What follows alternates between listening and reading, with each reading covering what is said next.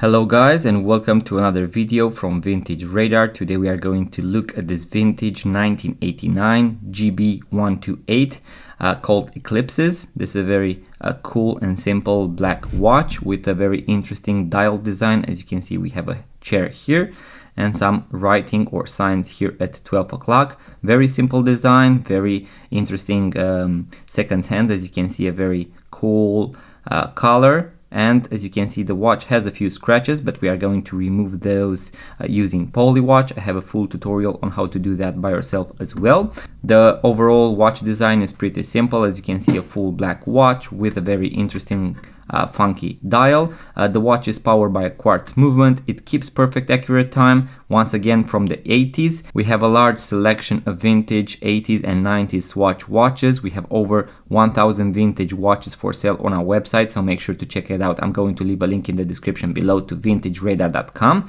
And also guys, if you enjoy videos about watches, vintage watches, watch tutorials and watch unboxing videos, make sure to subscribe to this YouTube channel. Leave a comment below, let me know what is your favorite Swatch watch model, and also like this video. Thank you guys, and I'm going to see you on the next one.